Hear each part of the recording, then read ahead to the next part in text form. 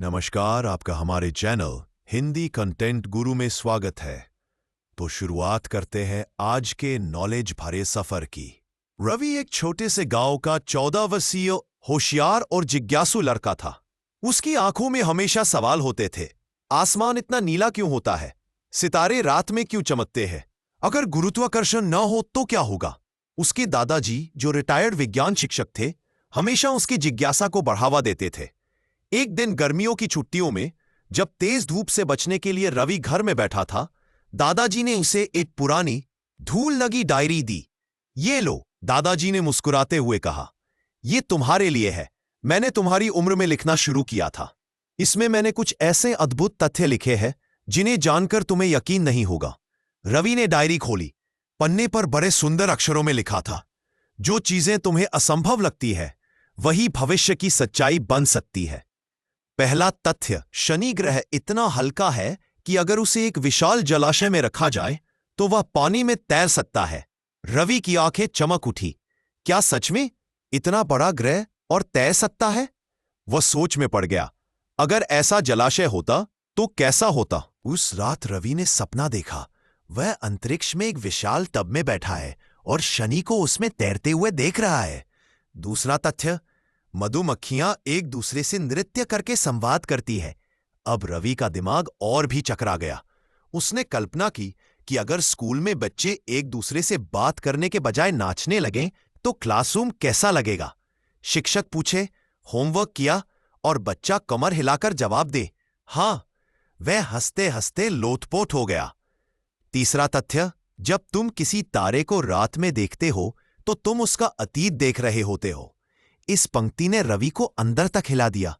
क्या मतलब? उसने दादाजी से पूछा। दादाजी ने समझाया, बेटा, प्रकाश को एक स्थान से दूसरे स्थान तक पहुंचने में समय लगता है। कुछ तारे इतने दूर होते हैं कि उनकी रोशनी को पृथ्वी तक पहुंचने में लाखों साल लगते हैं। यानी वह तारा अभी हो सकता है मौजूद ही ना हो, लेकिन उसकी रोशनी अभी भी हम तक पहुंच रही है। रवि को लगा जैसे वह ब्रह्मांड के रहस्यों में डूब गया है। उसे यह एहसास हुआ कि हम जो देखते हैं वह हमेशा सच नहीं होता। कभी कभी वह सिर्फ समय की एक झलक होती। चौथा तथ्य, मनुष्य की नाक दिन भर में लगभग 20,000 बार सांस लेती है। रवि ने गिनती शुरू कर दी, 1, 2, 3। फिर मुस्कुराकर बोला, अगर मैं हर सांस के साथ एक सवाल पूछूं तो मैं एक दिन में कितने नए सवाल पूछ सकता हूं? दादाजी ने हंसते हुए कहा, शायद इतना ही काफी होगा तुम्हें एक महान वैज्ञानिक बनाने के लिए। पांचवा तथ्य, एक ऑक्टोपस के 3 दिल होते हैं और उसका खून नीला होता रहे। अब रवि का दिमाग पूरी तरह घूम गया। 3 दिल?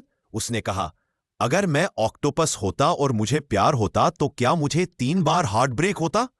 दादाजी हंसते हंसते बोले, और शायद 3 गुना ज्यादा प्यार भी। रवि ने उसी रात ठान लिया कि वह हर दिन डायरी का एक पेज पढ़ेगा और हर तथ्य के पीछे का विज्ञान समझेगा। उसने इंटरनेट पर शोध करना शुरू किया, किताबें पढ़ी और एक छोटी सी प्रयोगशाला अपने कमरे में बना ली। कभी वह पानी में चीजें डुबोकर तैरने का सिद्धांत समझता, कभी दर्पण से प्रकाश की दिशा बदलकर। एक दिन उसने पढ़ा, सूरज का प्रकाश पृथ्वी तक पहुंचने में लगभग 8 मिनट 20 सेकंड लेता है।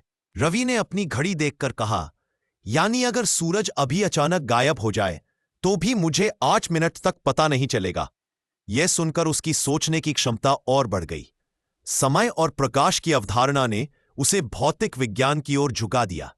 रवि अब केवल तथ्यों को याद नहीं करता था, वह उन्हें महसूस करता था, उनके पीछे की प्रक्रिया समझता था और दूसरों को भी समझाने लगा। उसके स्कूल में एक फैक्ट क्लब शुरू हुआ, जिसमें बच्चे हर हफ्ते एक अद्भुत तथ्य लेकर आते और उस पर चर्चा करते। एक दिन रवि को एक विचार आया, अगर मैं इन तथ्यों को कहानियों में बदल दूं तो और बच्चे भी इन्हें समझ पाएंगे। उसने डायरी को फिर से पढ़ना शुरू किया, लेकिन अब वो सिर्फ पाठक नहीं था, वो खुद लेखक बन गया था। उसने एक कहानी लिखी, शनि और पानी का तालाब, जिसमें उसने एक कल्पना की थी कि सभी ग्रहों को एक पानी के समुद्र में रखा जाता है और कौन कौन से तैरते हैं। दूसरी कहानी थी नाचती मधुमक्खियां, जिसमें मधुमक्खियों का एक स्कूल था जहां नाचकर परीक्षा दी जाती थी। धीरे धीरे रवि की कहानियां बच्चों की पत्रिकाओं में छपने लगी और वो प्रसिद्ध हो गया। ऐसे ही रोचक ज्ञान भरे सफर के लिए आप हमारे चैनल हिंदी कंटेंट गुरु से जुड़े रहिए। और हाँ, याद रखिए, आप हमारे चैनल को सब्सक्राइब जरूर कर ले ताकि आप तक हमारी सारी वीडियो पहुंचती रहे।